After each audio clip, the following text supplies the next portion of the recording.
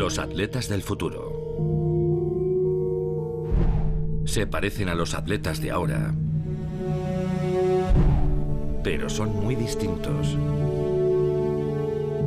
Tienen un secreto.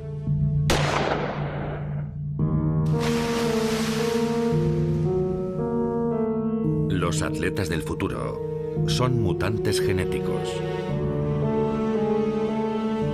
Están dopados genéticamente.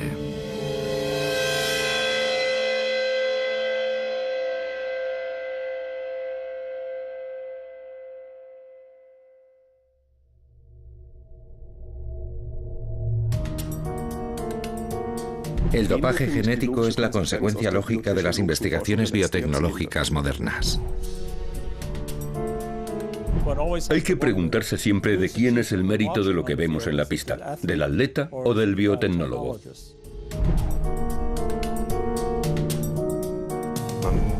Se fijará el objetivo de crear seres humanos con atributos sobrehumanos. No habrá ninguna forma de evitar este tipo de abuso en cuanto esté disponible. Hay demasiado dinero en juego en el deporte y demasiado prestigio como para obviar sin más un método tan poderoso como el dopaje genético.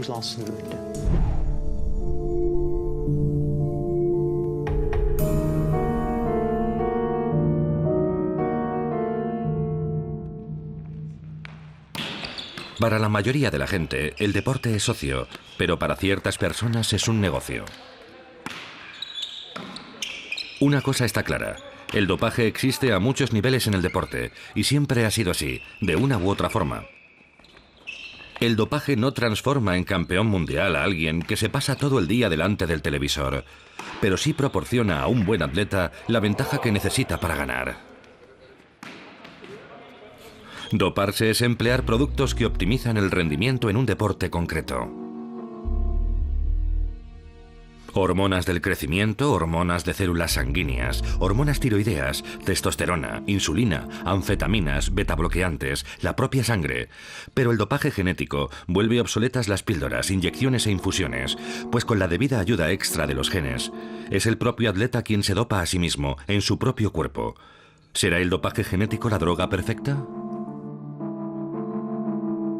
A partir de un nivel de rendimiento dado, los atletas son susceptibles de toparse con un control antidopaje en cualquier momento, durante un entrenamiento o incluso en su casa. Weber, soy Berhoff, de la agencia antidopaje. ¿Le importaría acompañarme a la sala de control? ¿Conoce usted el procedimiento? Los atletas de élite han de rendir cuentas a las autoridades en todo momento. Todo el que no esté localizable se convierte en sospechoso de dopaje. Quítese la camisa. Bájese los pantalones hasta la rodilla. Póngase ahí delante. Y deme una muestra de orina de 90 mililitros. O más si lo desea. Pero pocos atletas dopados son descubiertos en inspecciones sorpresa como esta. Cuando se pesca a los peces gordos o se destapa un escándalo importante, suele deberse a una denuncia. Los métodos modernos de dopaje son demasiado sofisticados, al igual que la mafia que dirige las operaciones. Con el dopaje genético, todo se volverá aún más sofisticado y más eficaz. Estas muestras se dirigirán ahora hacia un laboratorio. Viajamos a Estados Unidos, a San Diego.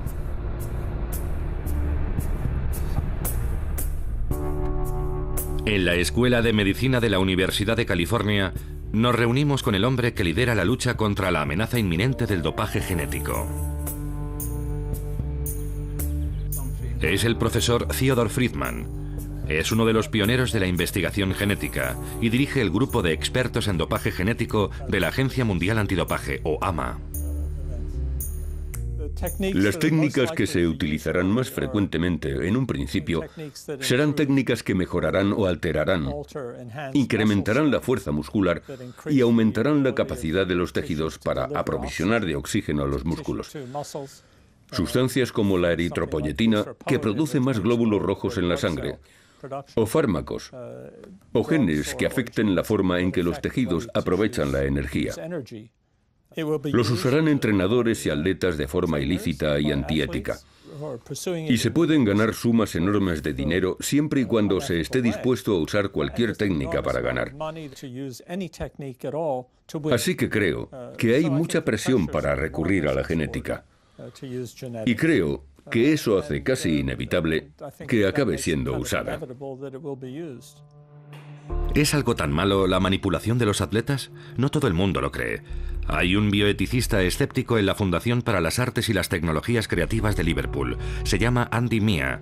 Es un pensador heterodoxo que vuelve locos a sus colegas cuestionando todas sus presuposiciones. El deporte necesita modificaciones genéticas. La cuestión no es si debemos usarlas en el deporte. El deporte las necesita porque se basa en que los atletas trasciendan los límites humanos. La cultura del deporte de élite se basa en eso. Obligamos a los atletas a emplear tecnologías que optimizan su rendimiento para conseguir esa trascendencia.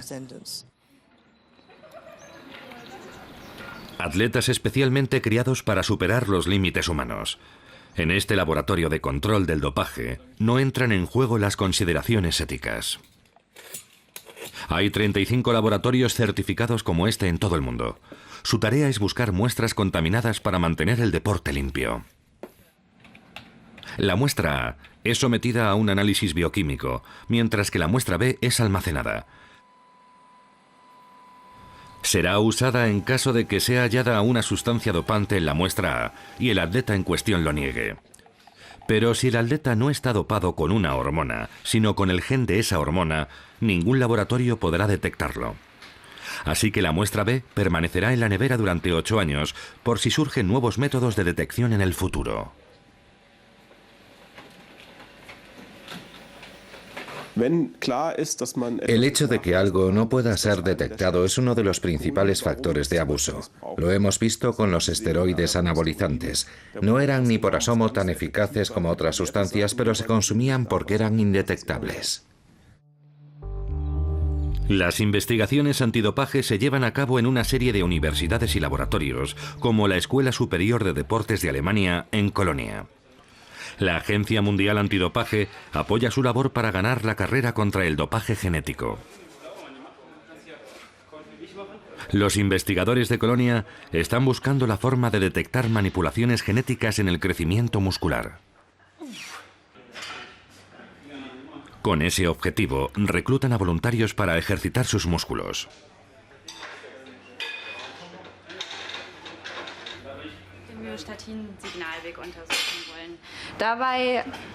Buscamos perfiles de crecimiento muscular en el suero. ¿Estáis dispuestos a ayudarnos? ¿Cuánta sangre nos vais a sacar? La misma que para un análisis de sangre normal. Es un enfoque completamente nuevo. Antiguamente los métodos de detección del dopaje eran básicamente una reacción ante los abusos.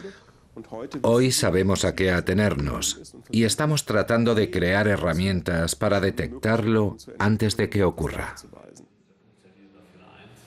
Los investigadores estudian a varios sujetos, individuos que hacen ejercicio e individuos que no, hombres y mujeres, personas de diferentes procedencias étnicas.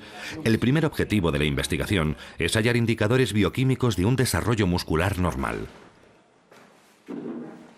Entre los voluntarios se encuentra el Mr. Culturismo Natural alemán. Es un referente importante debido a sus biocredenciales. Contrariamente a otros culturistas, no consume ninguna sustancia.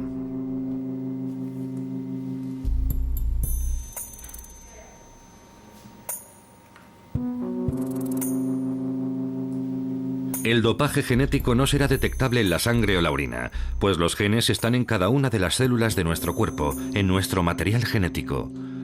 El dopaje genético solo puede detectarse de forma indirecta. Hay que hallar indicios reveladores.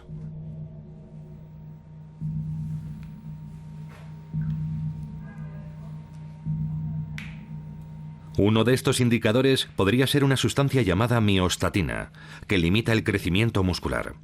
La manipulación genética podría ser delatada por un nivel anormal de miostatina o la presencia de productos de la degradación de esta en la sangre. Pero ¿cuál es la norma? Eso es lo que este estudio pretende mostrar.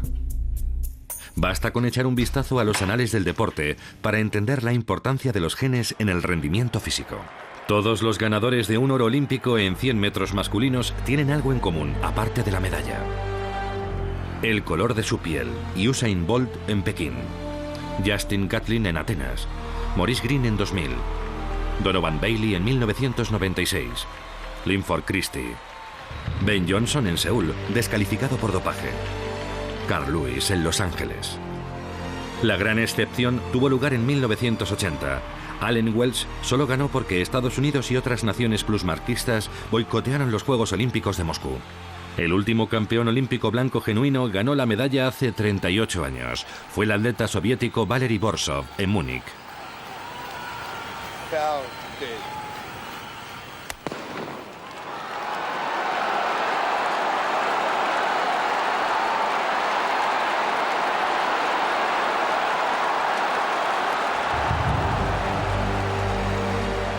La lista de los plusmarquistas mundiales da una imagen aún más clara.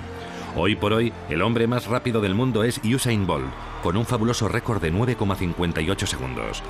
Ante él se despliega una galería de nombres legendarios: Asafa Powell, Carl Lewis, Calvin Smith, Jim Hines. Para dar con un plusmarquista blanco tenemos que retroceder 50 años. Armin Geri obtuvo el récord mundial de 10,0 segundos en Zúrich, el 20 de junio de 1960.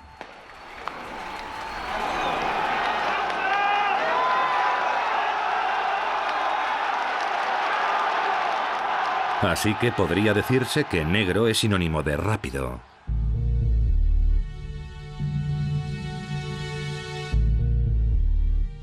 Durante mucho tiempo se explicó este hecho mediante la llamada teoría del gueto, según la cual el deporte ofrecía la única oportunidad de ascenso social para los negros, de modo que estos se esforzaban más que los blancos. Pero esto es absurdo. La diferencia estriba en los genes. Está probado científicamente, y aquí se está profundizando en ello. Estamos en la Universidad de Maryland, en Washington, donde el profesor Stephen Roth está buscando los genes que influyen en el rendimiento atlético. Estamos convocando a una variedad de sujetos para medir su rendimiento cardiovascular, su rendimiento muscular y distintos aspectos de su rendimiento deportivo. Tomaremos muestras de su ADN y luego trataremos de identificar los genes específicos que contribuyen a esas variables de rendimiento.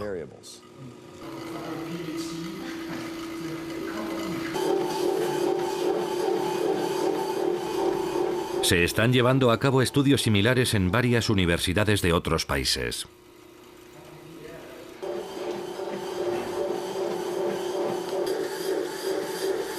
Juntos crearán una lista de genes deportivos, es decir, genes importantes para la fuerza, el aguante, la velocidad, el consumo de oxígeno, el aprovisionamiento de energía y así sucesivamente.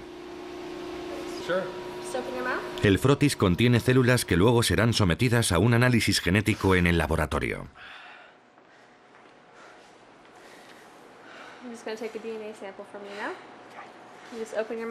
Los científicos ya han identificado más de 220 genes importantes para el rendimiento atlético y cada vez descubren más. Básicamente, todos ellos valdrían para el dopaje genético. Stephen Roth nos habla de los candidatos más probables. Se han identificado varios genes que probablemente sean importantes para el deporte. Se ha identificado la eritropoyetina. La miostatina es un objetivo para la terapia genética y el dopaje genético. El factor de crecimiento insulínico tipo 1 es otro blanco potencial del dopaje genético. ¿Y se van a explotar pronto? ¿Qué opina usted? No lo sé, no lo sé. La EPO o eritropoyetina es una hormona que estimula la producción de glóbulos rojos y que es importante para el aguante físico.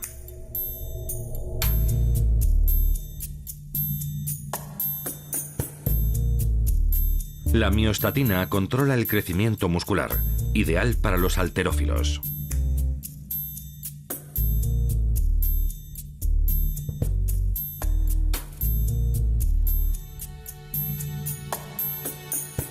El factor de crecimiento insulínico tipo 1 también fomenta la fuerza muscular, lo cual es interesante para un amplio abanico de atletas.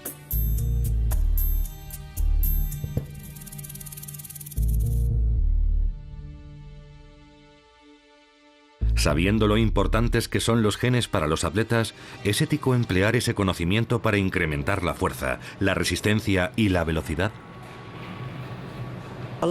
Muchos argumentos plantean si la modificación genética consiste en jugar a ser Dios. Si es así, entonces llevamos muchos años haciéndolo. Y si no, creo que no es más que otra manera de usar la tecnología para mejorarnos a nosotros mismos. Somos obras incompletas, nuestra biología evoluciona, y los medios con los que lo hace están cambiando. Y nuestra intervención forma parte de ese proceso. No es algo que debamos percibir como contrario a la naturaleza. De hecho, la modificación genética debería estar equiparada con la biología, como otras formas anteriores de perfeccionar nuestro organismo. Decir, como lo hacen ciertos miembros de la comunidad prodopaje genético, que este no es más que una extensión natural de la tecnología y que estos atletas modificados genéticamente son naturales, me parece absurdo. No creo que haya nada natural en ello.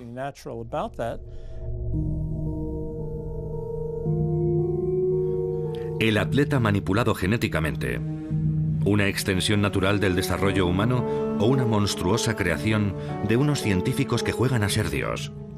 Nadie podría decirlo al ver a esta mujer. Sus genes determinan su rendimiento. Pero, ¿qué hacen exactamente estos genes? Están en cada una de las células de nuestro cuerpo, apiñados dentro del núcleo, nuestro material genético. Enrollado en nuestros cromosomas está el ADN, una molécula de doble hélice indudablemente especial. En su código químico encierra los planos de nuestra vida.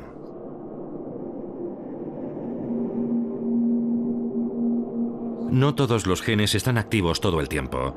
Si se registra una falta de oxígeno en algún lugar del cuerpo, por ejemplo, se activa la eritropoyetina. Una enzima especial lee el gen del ADN y traduce la información en una pequeña cadena de ARN. Esta también se conoce como ARN mensajero o ARNM, pues hace las veces de vehículo para las instrucciones genéticas. El ARNM abandona el núcleo. En el citoplasma, la sustancia que envuelve el núcleo le aguarda otra enzima, un ribosoma. Este transforma la información genética en un producto genético. En el caso del gen de la eritropoyetina, la transforma en una hormona que estimula el crecimiento de los glóbulos rojos en el cuerpo y ayuda a incrementar la resistencia del atleta. O, dependiendo del gen, lo vuelve más fuerte o le da más energía.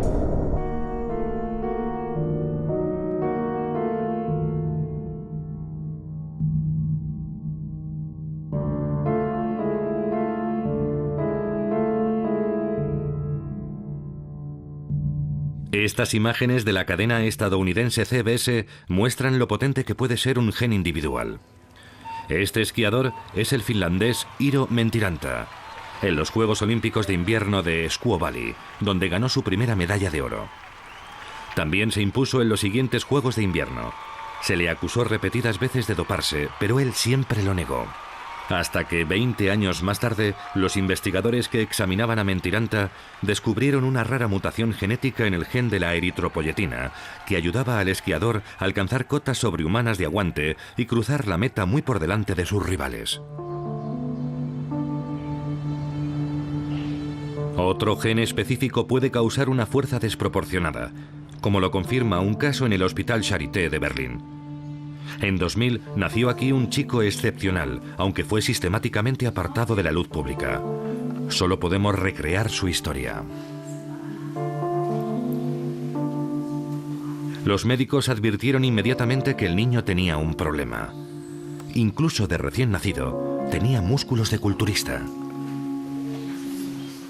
Primero se sospechó que podía padecer algún tipo de enfermedad.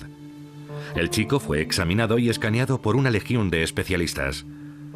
Los médicos estaban perplejos, pero acabaron dando con la explicación. El chico tenía un gen defectuoso, el gen de la miostatina.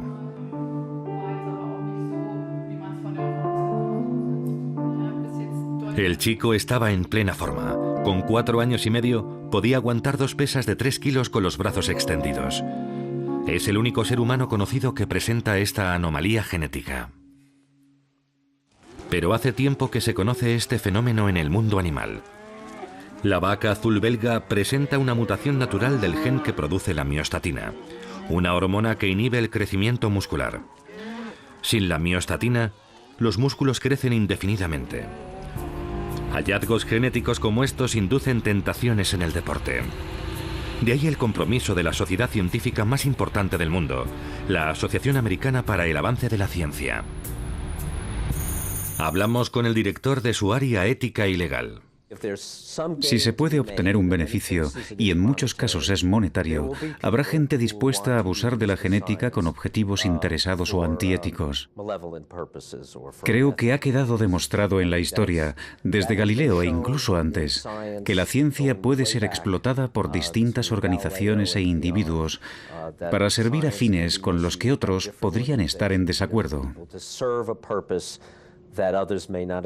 Pero en un momento dado tendrán la capacidad de hacerlo y lo harán.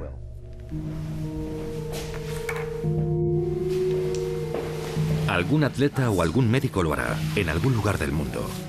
Cogerá una aguja hipodérmica y suministrará el primer vector dopante genético. Se rumorea que ya ha ocurrido. No hay pruebas y nadie ha sido acusado, porque no hay ningún procedimiento para probarlo.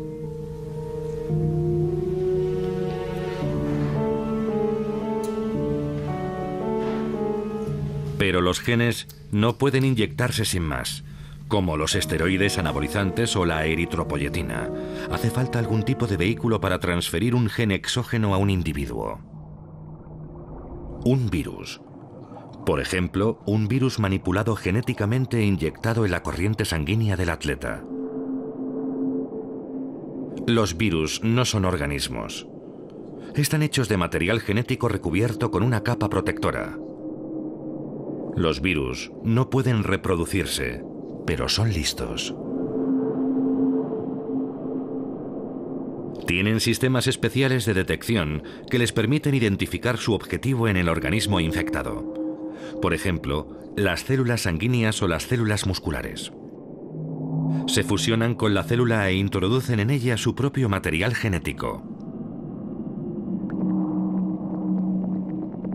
El material genético viral accede entonces al núcleo de la célula receptora con la que se ha fusionado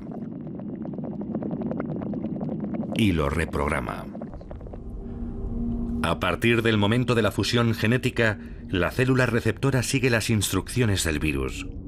Y si ese virus está modificado genéticamente para comportarse como un gen deportivo, en vez de como un gen que causa enfermedades, incrementa la fuerza del huésped, su velocidad o su capacidad de aguante.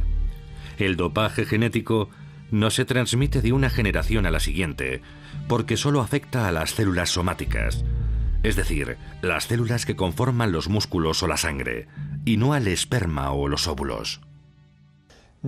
Sabiendo las presiones que hay en el mundo del deporte y que existe una corriente que defiende el uso de la tecnología genética en este campo, creo que es una combinación un tanto alarmante y peligrosa, y realmente nos lleva a pensar que si no se ha dado ya ningún caso, pronto se dará. ¿Llegarán los atletas a inyectarse virus manipulados genéticamente para ganar una medalla? Frente al dopaje genético en el deporte hay un fenómeno conocido como el dilema de Goldman. Hay una proporción muy elevada de atletas, mucho más elevada de lo que se cree, que estarían dispuestos a tomar sustancias para garantizar un rendimiento de élite. Una medalla de oro olímpica, por ejemplo, aunque les causara la muerte a los 5 años. Los atletas tienden a hacer lo que sea necesario para lograr un rendimiento máximo. Por tanto, no me cabe ninguna duda de que muchos se sentirán tentados. ¿Pagar una medalla de oro olímpica con la vida? ¿Cuándo se subirá al podio el primer olímpico dopado genéticamente? ¿Habrá sido en 2012 en Londres? ¿O será en 2016 en Río de Janeiro? A mí me preocuparían las Olimpiadas de Brasil. No estoy seguro de si se darán casos antes, pero sí me preocuparían las Olimpiadas de Brasil. Y sé que a la Agencia Mundial Antidopaje le preocupaban las Olimpiadas de Londres, no digamos ya las de Brasil, y está tratando de desarrollar métodos de análisis e invirtiendo muchos recursos en ello. Así que calculan que es algo inminente. Los métodos no se desarrollan para dopar genéticamente a los atletas, sino como terapia genética para pacientes como este. Ismail Miftari, de 23 años, padece distrofia muscular de Duchenne. Apenas puede mover más de un dedo. Los síntomas de la distrofia muscular de Duchenne se manifiestan a los 2 años. Esta enfermedad afecta a 1 de cada 5.000 hombres, no a las mujeres. Para cuando cumplen 15 años, casi todos los pacientes están en una silla de ruedas. También se les hace difícil hablar, al igual que tragar y respirar. Pocos pacientes sobreviven más allá de los 25 años. No tiene cura. El objetivo exclusivo del tratamiento es preservar el mayor tiempo posible lo que queda de sistema muscular. Adrián Derbisi, 17 años. Es otro de los residentes del centro Mathilde Escher en Zúrich. La distrofia muscular de Duchenne es una enfermedad hereditaria causada por un defecto en un gen específico. Una enfermedad de origen genético solo puede tener una cura genética. Esa es la idea fundamental de la terapia génica. Su objetivo es sustituir los genes enfermos por genes sanos o compensarlos con otros. Se están desarrollando terapias génicas en una serie de hospitales. En el Hospital Charité, en Berlín, un equipo de médicos trata de articular los conocimientos obtenidos en el caso del bebé musculoso, pero nadie quiere hablar de ello. Como tampoco en el Hospital de la Pitié-Salpêtrière en París, que colabora con el Charité. El Instituto de Genética Humana de Newcastle-upon-Tyne también nos contesta que no, al igual que la Universidad de Pensilvania. Recibimos muchas respuestas negativas de científicos que están desarrollando terapias génicas contra las enfermedades musculares. Creo que les preocupa la cuestión de los usos no terapéuticos. Les preocupa proclamar, esto empieza a funcionar. Porque podrían llegar atletas y otras personas y decir, oye, vamos a servirnos de esto. De modo que es natural que les perturbe hablar de su trabajo. Podría llegar a oídos de gente que podría utilizarlo con fines no terapéuticos. Estoy consternado con esa reacción. Me parece que los científicos y médicos que trabajan en la terapia génica deberían dar un paso al frente. Creo que les interesa mostrarle a la opinión pública que hay una distinción clara entre lo que están haciendo para mejorar la salud pública y lo que hacen terceras personas con su trabajo. Me gustaría ver a las sociedades de profesionales que representan a los que practican la terapia génica haciendo declaraciones sobre su posición con respecto al problema del dopaje genético. No pueden desentenderse del hecho de que sus técnicas son usadas por otros con otros fines. Todo el mundo lo sabe ya. Por fin, damos con una investigadora que trabaja en terapia génica para trastornos musculares, que está dispuesta a darnos algo de información en el Laboratorio Europeo de Biología Molecular, al norte de Roma, en Monterrotondo. Aquí es donde trabaja la científica norteamericana Nadia Rosenthal. Está tratando de desarrollar una terapia contra el deterioro muscular patológico en los pacientes y también la pérdida de masa muscular que entraña naturalmente la edad. Su trabajo está centrado en el gen del factor de crecimiento insulínico tipo 1. Las primeras enfermedades que trató de combatir la terapia génica eran enfermedades de la sangre, porque es más accesible. Podemos extraerla y manipular las células. Es mucho más difícil combatir enfermedades como la distrofia muscular o enfermedades del corazón, porque es un auténtico desafío inocular los genes en estos órganos y conseguir que funcionen correctamente. Pero Nadia Rosenthal y su equipo lo han logrado, al menos con especímenes animales. Han desarrollado un método que permite inyectar el gen del factor de crecimiento insulínico tipo 1 en las extremidades de un ratón. El resultado, El gen está integrado en las células musculares e incrementa la fuerza en animales de edad avanzada. Pero Rosenthal también es extremadamente prudente a la hora de documentar en público el éxito de su labor. Las primeras imágenes de sus animales tratados genéticamente recorrieron el mundo con un pie de foto, los ratones Schwarzenegger, y Rosenthal está más que harta de recibir llamadas de fetichistas del músculo. El hecho es que la terapia génica funciona en animales. La inyección genética que potencia la fuerza existe. ¿Cuándo será probada en seres humanos? Cada vez estamos más cerca de poder usarla clínicamente, pero ha sido un camino muy largo y difícil. Y el tipo de trabajo que llevamos a cabo en mi laboratorio tiene como objetivo tratar de acelerar este proceso para poder aplicarlo de forma segura en pacientes. Por eso es tan importante, porque sin los controles y el respaldo experimental adecuados, estos procedimientos no pueden considerarse seguros para los pacientes. La terapia génica llegará demasiado tarde para estos jóvenes. Hasta la fecha, se han llevado a cabo alrededor de 800 experimentos con terapia génica, con más de 5.000 voluntarios. La mayoría estaban centrados en el cáncer y las enfermedades cardiovasculares, y en algunos casos, los trastornos musculares o sanguíneos. Puede ocurrir que se use la terapia génica para tratar a pacientes gravemente enfermos, pero desde luego no es una opción para individuos sanos o personas mayores que solo quieren tener músculos más fuertes. El riesgo es sencillamente demasiado alto. Nos consta que en esos estudios les han pasado cosas muy serias a los pacientes y los voluntarios. Ha habido incluso varias muertes. Así que, tratándose de curar una enfermedad, hay razones para recurrir a esta tecnología.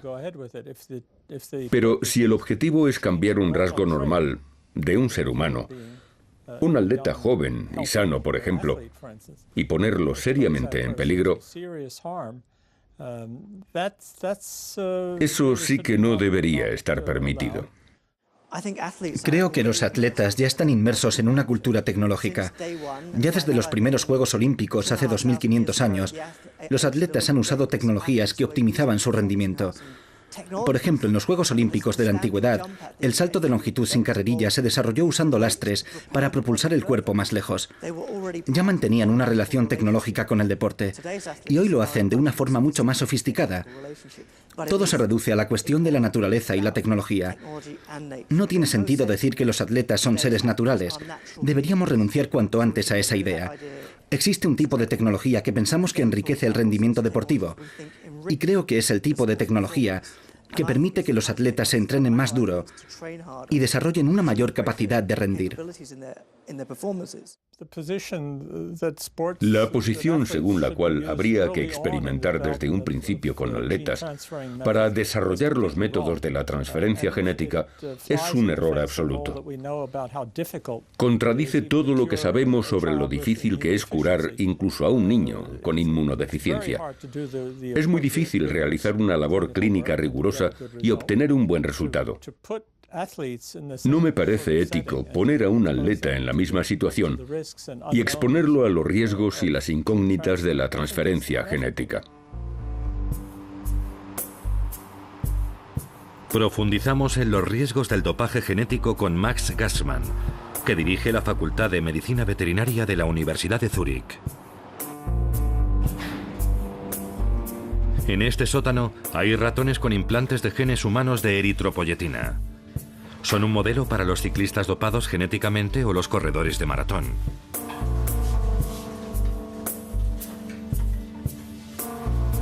Gracias al gen extra, los ratones producen altas dosis de glóbulos rojos, al igual que los atletas que usan hoy la eritropoyetina convencional. Someten al ratón corredor a una prueba de resistencia en un tanque de agua. Dicho sea de paso, los ratones son naturalmente buenos nadadores. Para ellos no es una experiencia excesivamente estresante. La gran diferencia entre el dopaje hormonal y el genético es que la ingesta de hormonas puede interrumpirse, mientras que un gen implantado dura para siempre o por lo menos mucho tiempo. Y regular un gen es una tarea mucho más complicada que implantarlo. Los efectos secundarios son muy importantes. Los animales solo son la mitad de longevos. Mueren más o menos con la mitad de su esperanza de vida. Un ratón normal vive unos 2 años y los míos apenas 1. Les estallan los vasos sanguíneos, tienen el hígado dañado, hay un deterioro visible en su sistema muscular, padecen insuficiencia renal y su sistema muscular y sus células nerviosas presentan señales visibles de deterioro. Dicho de otro modo, todo el cuerpo del animal se resiente de los niveles excesivamente elevados de eritropoyetina en sangre. ¿Cuáles serían, pues, las consecuencias para los atletas dopados genéticamente? Sin duda, podría suponer una ventaja al principio. El atleta tendría más glóbulos rojos, pero con el tiempo su sangre se volvería muy espesa. Y si no se controla debidamente el gen de la eritropoyetina, la producción de glóbulos rojos sigue hasta que la sangre está demasiado viscosa como para circular. Imagínese cuánto tiene que trabajar un corazón para bombear una sangre tan espesa como la miel a través de los vasos sanguíneos. Max Gassmann colabora con el Tribunal de Arbitraje Deportivo como experto en casos de EPO. También asesora a la Agencia Nacional Antidopaje Suiza. Matthias Kamber, director de la Fundación Antidopaje de Suiza, fue uno de los primeros en abordar la amenaza del dopaje genético. Los riesgos del dopaje genético disuadirán sin ninguna duda a ciertos atletas que se han dopado anteriormente con sustancias convencionales, porque el dopaje convencional puede interrumpirse, pero el dopaje genético va un paso más allá. Es decir, quien se dopa una vez, se dopa para siempre. Este folleto, producido por la Fundación Antidopaje de Suiza, está diseñado para informar a los atletas de los riesgos del dopaje genético. Ahora también forma parte de las campañas de prevención de muchos otros países europeos, pero Kamber no se hace ilusiones sobre su eficacia. La historia demuestra que toda sustancia potenciadora del rendimiento, usada para curar una enfermedad, será empleada tarde o temprano en el deporte. Cualquier sustancia que crea campeones será consumida, por serias que sean las advertencias. Fijémonos, por ejemplo, en el desarrollo de la eritropoyetina. Ahora sabemos que cuando salió al mercado y empezó a ser objeto de abusos o de manipulaciones, hubo víctimas mortales. Murieron muchos ciclistas, por ejemplo. También sabemos que los esteroides anabolizantes tienen importantes efectos secundarios que el usuario no tarda en constatar. Y aún así, la gente los sigue usando. Pero hay noticias de un éxito al menos en uno de los frentes, desde la Escuela Superior de Deportes de Alemania en Colonia. Se ha desarrollado un test para una forma particular de dopaje genético. No puede detectar la transferencia genética, pero sí la manipulación de un gen específico que controla el metabolismo de la energía. Es un buen comienzo. Mientras tanto, las muestras tomadas para detectar la miostatina han sido analizadas. Estos son los perfiles de MioPro de los culturistas naturales del grupo de control. Y a continuación, vamos a ver las curvas de amplificación de los culturistas naturales. Se han desplazado todas hacia la izquierda, lo cual significa que debería haber más MioPro en el suero. Sí. ¿Se ha descubierto entonces un modo de detectar el dopaje genético en el caso de la miostatina? Desde luego no es un test definitivo para detectar el abuso de miostatina. Básicamente solo estamos recabando indicios para ver si puede servir para elaborar un método de detección. Basta con dar un paso adelante para que se presente una nueva amenaza. Patrick Dill trata de reproducir un experimento llevado a cabo por un equipo de investigadores chinos que conmocionó el mundo de la ciencia. Doparon ratones no con genes enteros, sino con diminutos ladrillos genéticos que desactivan el gen de la miostatina y producen un crecimiento muscular extremo.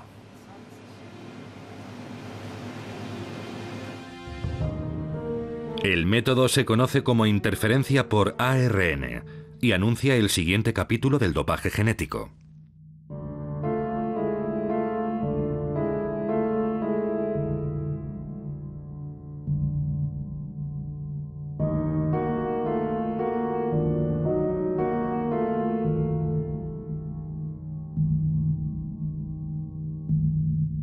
Los genetistas creen que la interferencia por ARN será usada en el futuro en toda clase de ámbitos.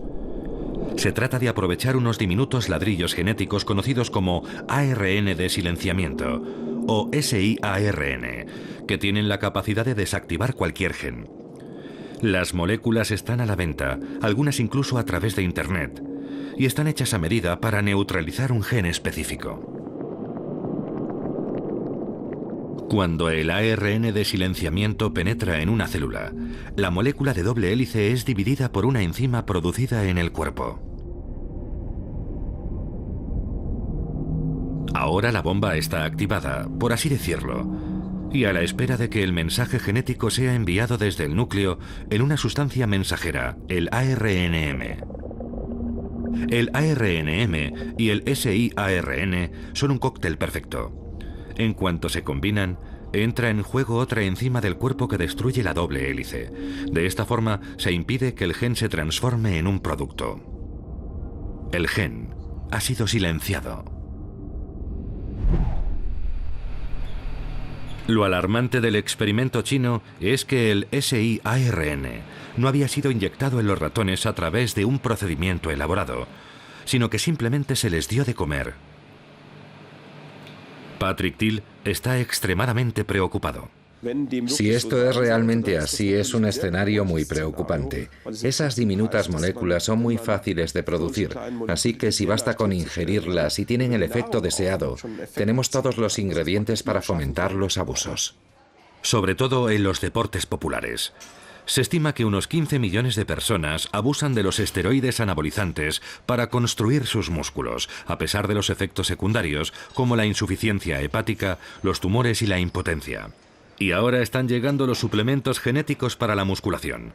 Los investigadores no están al corriente de los programas de investigación y desarrollo de las compañías farmacéuticas, así que no disponen de la información para desarrollar test desde un principio. Por supuesto que es frustrante, porque sabemos que este material existe. Hay estudios clínicos, hay sangre de esos estudios clínicos, y solo necesitaríamos una pequeña cantidad de esa sangre para comprobar si el test funciona. Esto apunta a otro actor clave, las compañías farmacéuticas. Tienen la oportunidad de colaborar con las autoridades para asegurarse en lo posible de que los productos que fabrican no sean usados para el dopaje genético. Esto demuestra que el verdadero dopaje es el dinero. El deporte es un negocio, y hasta la ciencia es un negocio.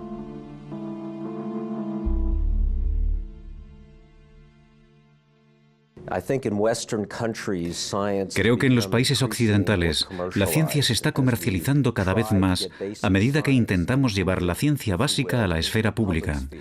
En su mayoría, creo que a los científicos y a los médicos les interesa sinceramente desarrollar nuevos fármacos, técnicas, etcétera, para ayudar a la gente y contribuir a la salud pública. Pero sabemos que también hay una cara oculta, y algunas de estas cosas también pueden ser usadas con otros fines, como el dopaje en el deporte. Sabemos que hay un entrenador que ha estado buscando material de terapia génica, presumiblemente para usarlo en atletas. Ha habido denuncias de que en los Juegos Olímpicos de Pekín había científicos y laboratorios ofreciendo terapia génica. Ese entrenador es Thomas Springsteen. En 2006, el alemán fue condenado a 16 años de cárcel por delito de dopaje. Durante el juicio, se publicaron correos electrónicos en los que solicitaba una sustancia de dopaje genético. No se pudo demostrar si la adquirió y se la suministró a su socio Grit Breuer o a otra persona. La sustancia en cuestión se llamaba Repoxigen, un fármaco desarrollado para tratar problemas renales. Como la EPO aumenta el número de glóbulos rojos, la compañía que lo ha desarrollado dice que ha interrumpido su producción y ya no concede entrevistas.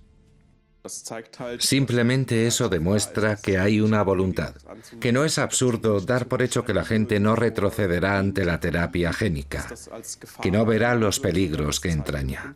Básicamente demuestra que la gente está dispuesta a correr cualquier riesgo, lo cual no me sorprende, pues siempre lo hemos visto en el campo del dopaje. Volvemos a Liverpool. El bioeticista Andy Mia cree que el debate sobre el dopaje génico está exclusivamente enfocado en el abuso de la terapia génica. Siempre he visto el debate sobre la autosuperación en el deporte en un contexto mucho más amplio. Ya formamos parte de una cultura de la autosuperación. La cuestión es si el deporte quedará rezagado por sus anticuadas medidas antidopaje, o si seguirá siendo relevante en la sociedad y adaptándose. Y a medida que se empiezan a encontrar formas más seguras de aplicar las modificaciones genéticas a usos no terapéuticos, estamos entrando en un mundo donde el deporte tiene que madurar y aceptar que se han convertido en prácticas habituales, que los atletas modificados son aceptables. El deporte se convertirá entonces en un número de circo como la lucha libre. Ya no será el deporte que conocemos hoy. Y a día de hoy el deporte no puede permitirse ir en esa dirección. ¿Se trata del futuro del deporte o del futuro del conjunto de la sociedad? ¿Qué hará nuestra meritocracia con el deporte de competición en el futuro? ¿Será aceptable que un individuo sano use un método que ha sido desarrollado como terapia para personas gravemente enfermas? Los científicos se apresuran a hablar de los abusos. No es el caso del bioeticista y pensador heterodoxo Andy Mia. La forma en que se ha desarrollado siempre la tecnología ha sido para ayudar a las personas que padecen enfermedades. Pero para que la tecnología innove, también hay que pasar por ejemplos en los que su aplicación en personas que no padecen enfermedades ayude al desarrollo de la ciencia. Si nos fijamos, por ejemplo, en la cirugía estética, el hecho de que se haya convertido en una empresa comercial ha permitido desarrollar técnicas que pueden beneficiar y hasta aumentar el impacto de las intervenciones terapéuticas. Así que no veo el hecho de tratar a las personas con enfermedades como algo opuesto al deseo de dejar que la gente use esas técnicas según se lo dicte su estilo de vida. Pueden ser cosas complementarias. Por ejemplo, las enfermedades ligadas al envejecimiento. A día de hoy, las personas de la tercera edad sufren heridas y accidentes porque sus músculos ya no son lo bastante fuertes. El coste es inmenso para el sistema sanitario. Si investigadores como Nadia Rosenthal desarrollan una terapia génica que refuerza los músculos debilitados, ¿restringiremos su uso al tratamiento de las discapacidades severas? ¿O se pondrá también a disposición de las personas mayores? Inicialmente para reducir el coste de la sanidad, luego para ayudarlas a mantenerse activas y móviles el mayor tiempo posible, y por fin como ingrediente de un estilo de vida. Como sociedad, apoyamos la calidad de vida más allá de la terapia, más allá de lo que es natural. Nos interesa que las personas sean capaces de realizar las tareas que se proponen, permitir que puedan desempeñar las tareas que desean y ayudarlas en la medida de lo posible.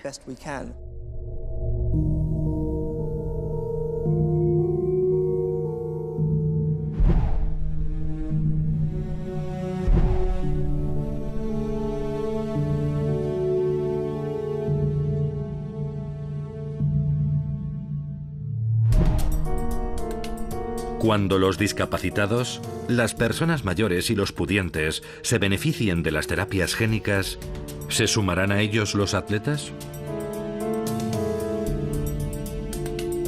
¿Hablarán de dopaje, de terapia o de optimización del rendimiento? Algo que le da que pensar al padre de la terapia génica y experto en dopaje genético para la Agencia Mundial Antidopaje, Theodore Friedman.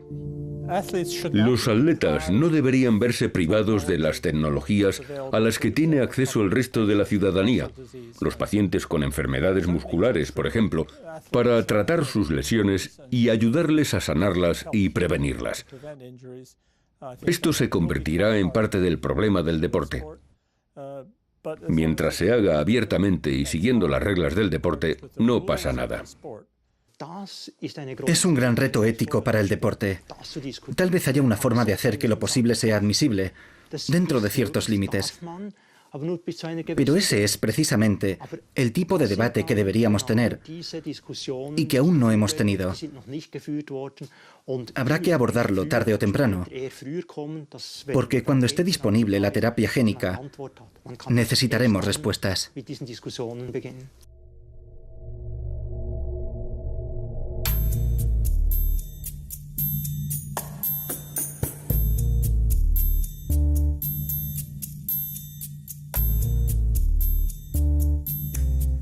¿Es el atleta modificado genéticamente una consecuencia inevitable de una sociedad obsesionada con el rendimiento?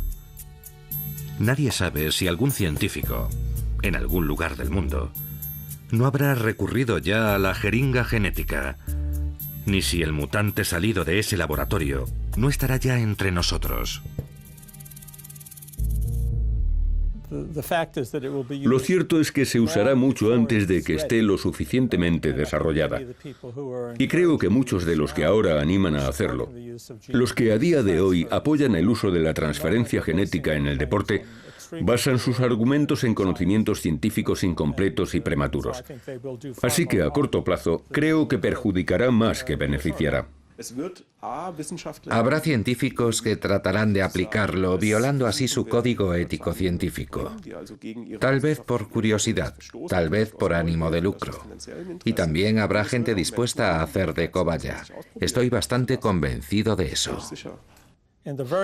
A largo plazo creo que es bastante probable que la manipulación genética halle su sitio en el deporte. Pero entonces tendremos que replantearnos lo que entendemos por deporte. ¿Seguirá siendo deporte?